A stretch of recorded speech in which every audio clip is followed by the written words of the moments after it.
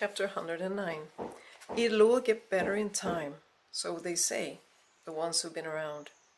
Can I really trust that? Can I trust time? Will it do the job? Or will I forever feel down? There was half an hour left of the year 2007, and Jenny's classmates danced and had fun at the New Year's party. The music was not to Jenny's liking, so instead of joining them, she was walking around, doing her best not to spill wine when someone bumped into her. She smiled at the round guy with the childish face who she had collided with, enough to seem nice, but fleeting enough to be left alone. True to her habit, she summed up the year. New Year's resolutions were not her thing. She preferred thinking about what the year had given and what the next year might hold in store for her. She loosened her scarf. It was warm in the apartment. It was too warm outside as well to be December. The winter had been mild so far, with not a single snowflake in Gothenburg. The balcony door was ajar, probably to cool the apartment down. She went there and slipped out. It was much colder outside, and she spread the scarf over her shoulders. What had 2007 given her? She sipped her too warm white wine. The most important thing that had happened in 2007 was, of course, that Peter had made her understand that it was not her fault. She still remembered the physical feeling of liberation and relief when the guilt finally eased off from her shoulders. When she had been able to fill her chest with air again. It had also been a good year from a study point of view. In fact, her studies had gone brilliantly, and the special assignment that Inga P had given her was a fantastic chance, a real opportunity to fill her CV with a prestigious report. But the year had also meant the end for her and Diego, the end for her and her hero. The balcony door opened. The guy who had bumped into her before stumbled out. He walked towards her but wavered and didn't really manage to focus his gaze on her. With a big smile, he spread his arms. If your fingers touch my body, I will break them. The smile on his round face disappeared. His arms fell to his sides. You fucking sour cunt! When he went back, he added, You're not as fucking good looking as you think. He tripped over the threshold on the way in as well. Jenny turned around and leaned against the balcony railing again.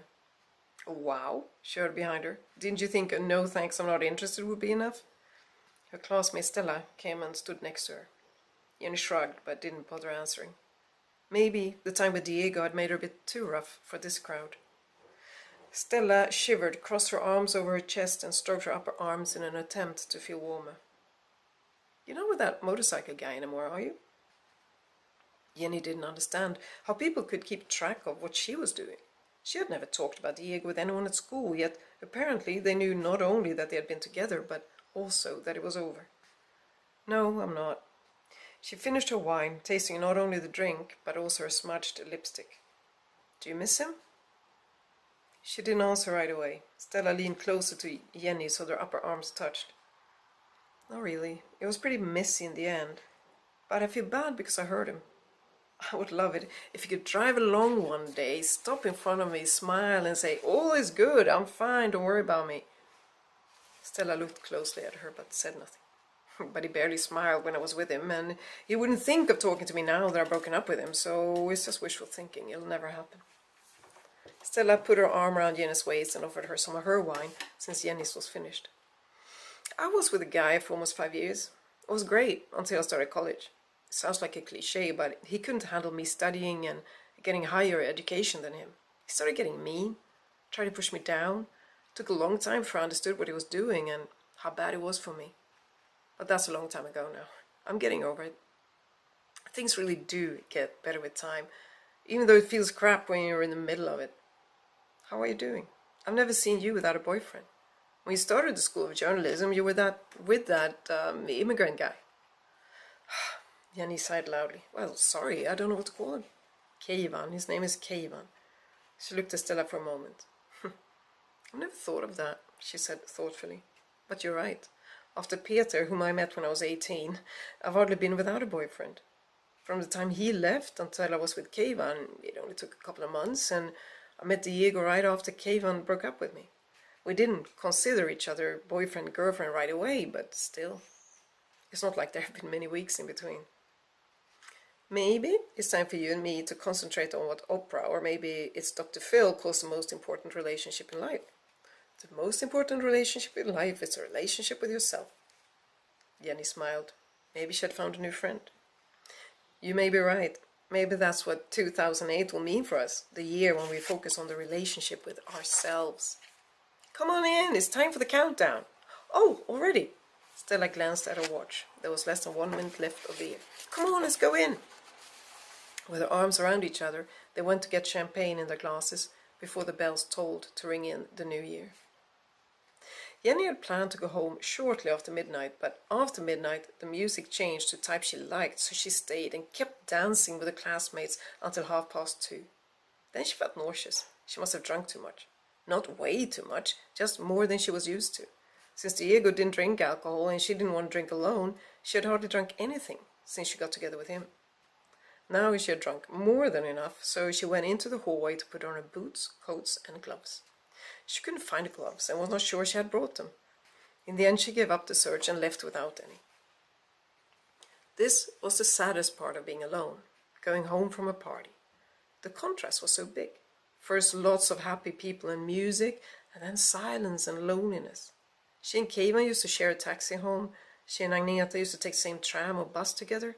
She and Diego had always driven, of course. And now she was by herself. By the time she got to the tram stop, she realized that the last tram had left a long time ago. Damn, I'm not used to this anymore. She knew there were still buses running, but she would have to walk a couple of kilometers to get to a bus stop where the buses would go, also at this time of night. She stumbled off, walking unsteadily on the heels of her boots. A week ago, she had bought the red body-hugging dress she was wearing. A classmate had told her to go shopping, that it would make her feel better. That was bullshit, of course. Sure, the dress was beautiful, but she still wondered if it was really worth the 1,200 or 1,199 crowns, to be exact, it had cost. How far away is the silly bus stop? Did I take a wrong turn? She stopped and looked around, then walked back. After a while she turned back again. She had probably been on the right track. Yes, there it was, the bus stop. And a bus was just leaving it. Probably the last one. She ran and waved, hoping the bus driver would see her and stop. He didn't. Instead, she stumbled over the curb, fell, and not only hurt her knee, but she also ruined the dress. Now there was a big hole in it. She sat down on the curb and rubbed over the scratched knee. Then she looked up at the sky, where she could not see a single star, because it was so cloudy, and shouted, "So where have you hidden that damn window?"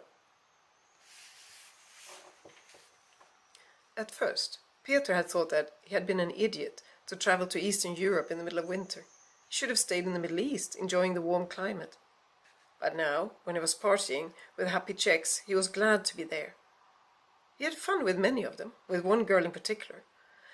But after New Year he would leave, and he already knew he didn't want her to travel with him. It was as if he was getting tired of his playmates faster and faster nowadays.